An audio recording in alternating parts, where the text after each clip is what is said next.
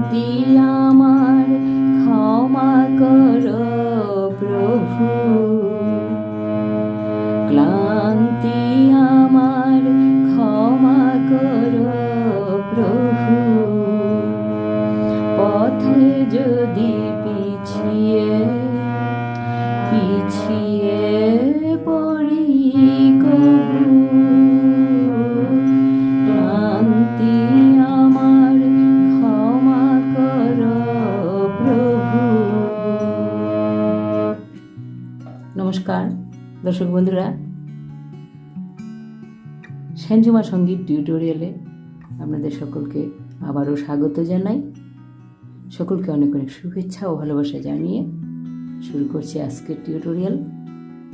বন্ধুরা, এই যে রবীন্দ্রসঙ্গীতটি গাইলাম, ক্লান্তি আমার ক্ষমা করো প্রভু, খুবই সুন্দর গানটি, পূজা পর্যায়ের গান এটি।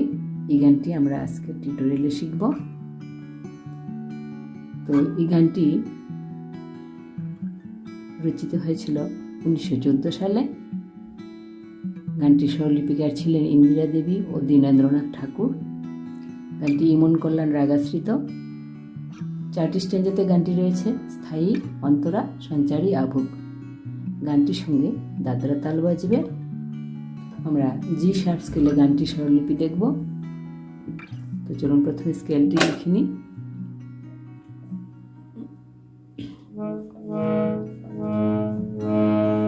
সারে গা মা পা ধা নি সা, সা নি ধা পা মা গা রে সা। গানটিতে তীব্র মার ব্যবহার রয়েছে। এটা হলো জি শার্প স্কেলে তীব্র মা বা করিমা। বাকি সব শুদ্ধ স্বর লাগবে। চলুন তাহলে একটি একটি লাইন করে গিয়ে স্বরলিপি লিখি। ক্লান্তি আমার ক্ষমা করো প্রভু। স্বরলিপি: ক্লান্তি সারে গা আমার গা গা গা, ক্ষমা গা গা করো। ক হবে গারে, ক রো গারে রে নি করো প্রভু রে সা। ক্লান্তি আমার ক্ষমা করো প্রভু। দ্বিতীয় লাইন: পথে যদি পিছিয়ে পিছিয়ে পিছিয়ে পড়ি কবু, পথে গা গা যদি রেসা, গা গা রেসা, পথে যদি পিছিয়ে নিসারে, নিচে নি লাগবে মন্ত্র সপ্তকে, নিসারে পিছিয়ে পিছিয়ে নিসা সা পা, পিছিয়ে পিছিয়ে সা পর্যন্ত থাকবে, নিসা সা, পিছিয়ে পাতে যাবে,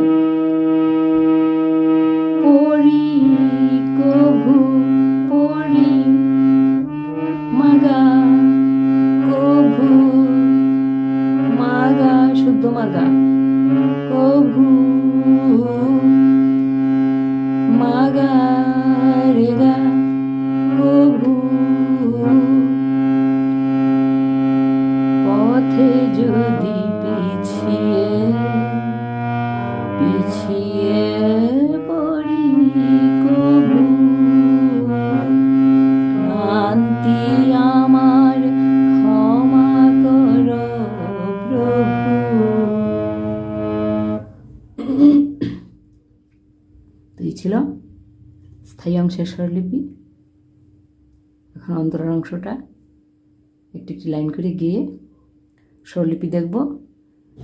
অন্তরা সম্পূর্ণ স্ট্রেঞ্জার একসঙ্গে গাইতে গেলে কপিরাইট ক্লেম এসে যেতে পারে, তাই একটি একটি লাইন করে গিয়ে স্বরলিপি দেখব।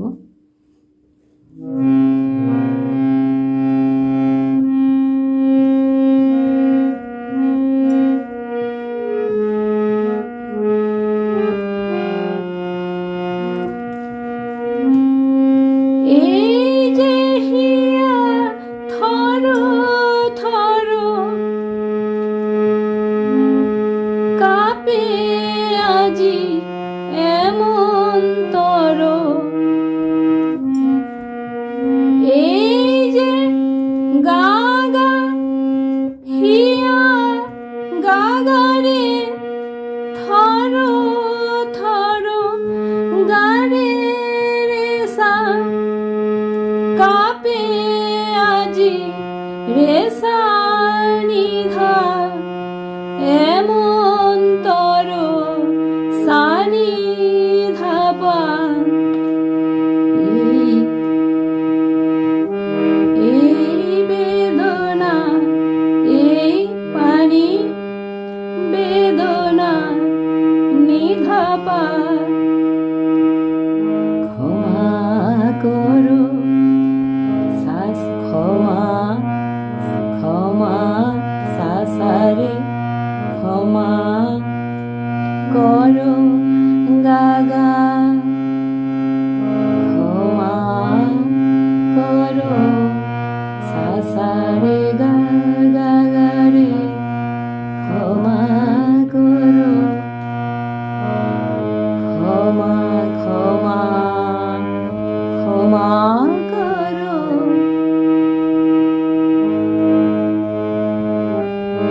সাসারি ধাপা ক্ষমা করো প্রভু মাগা তীব্র মাগা প্রভু।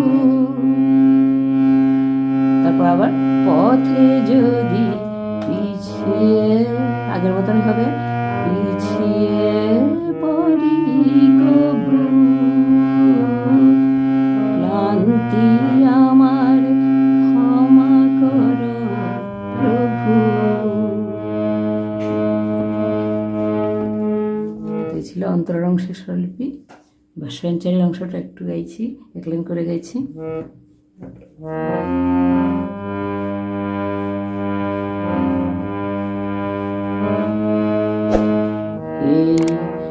দীনতা ক্ষমা করো প্রভু এই দীনতা নিচের পা লাগবে পা ধা মন্দ্র সপ্তকের পা ধানি এই দীনতা পা ধানি নি ক্ষমা ক্ষমা করো নি ক্ষমা হবে নি ক্ষমা নি ধানি ধা ক্ষমা করো প্রভু নিশা এই দীনতা ক্ষমা করো প্রভু পিছন পানে তাকাই যদি কভু পিছন সাসানি পিছন পানে রে রে রে তাকাই রে রে নি রে গা রে রে নি রে গা তাকাই যদি গাগা কভু গাগা পিছন পানে তাকাই যদি কভু। এই ছিল সঞ্চারের অংশের স্বরলিপি। তারপর একদম শেষে স্টেজে আভোগের অংশের স্বরলিপিটা দেখছি অন্তরার মতনই।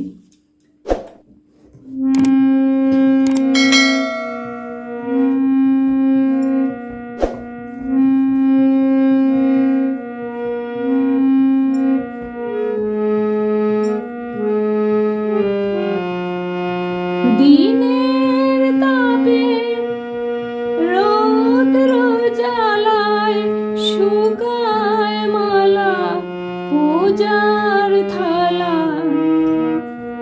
দিনের তাপে স্বরলিপি দেখছি দিনের গা গা গা উপরের গা লাগবে শুদ্ধ গা গা গা গা দিনের তাপে গা গা রে রৌদ্র জ্বালায় গা রে রে সা রৌদ্র জ্বালায় শুকায় মালা শুকায় রে সা সা মালা নিধা